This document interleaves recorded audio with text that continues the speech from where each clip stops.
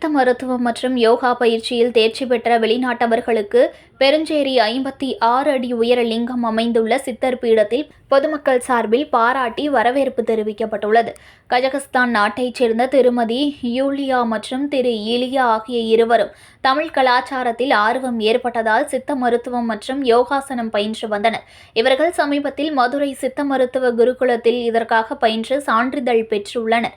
தமிழ் கலாச்சாரம் மீது ஆர்வம் கொண்டு சித்த மருத்துவம், யோகா இவற்றில் தேர்ச்சி பெற்ற வெளிநாட்டவர்களுக்கு பாராட்டு தெரிவிக்கும் நிகழ்ச்சி மயிலாடுதுறை மாவட்டம் குத்தாலம் தாலுகா பெருஞ்சேரியில் நடைபெற்றது. பெருஞ்சேரியில் 56 அடி உயர சிவலிங்க ஆலயம் அமைந்துள்ள தாலுகானத்து சித்தர் பீடத்தில் இதற்கான நிகழ்ச்சி நடைபெற்றது.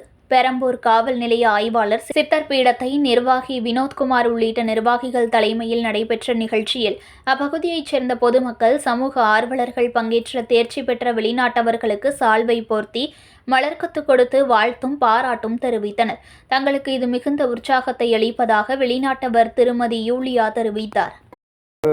அஜிம் முகமது டாக்டர் ஐயா அவர்களின் வேண்டுகோளின் பேரில் நாங்கள் அனைவரும் டாக்டர் பட்டம் பெறுவதற்கான முயற்சியில் ஈடுபட்டு அதற்கான சிறப்பான முடிவினை இன்று டாக்டர் அஜிம் முகமது ஐயா மூலயமாக மதுரை குருகுலம் மூலம் டாக்டர் பட்டம். இந்த டாக்டர் பட்டமானது மருத்துவ சேவை, சித்த யோகா, ஜோதிடம் இது அனைத்தையும் சிறப்புடன் செய்வதற்கான ஒரு சான்றிதழாக நாங்கள் நினைக்கிறோம்.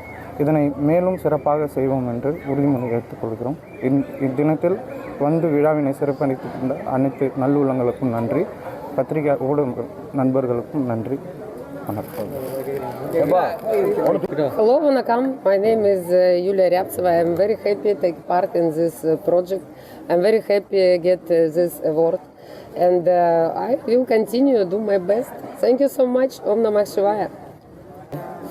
For me, it's awards like from Siddhars. I much appreciate them, and I very appreciate Tamil culture. And I will do maximum what spread this culture to different countries, to Russia, to Indonesia, and others.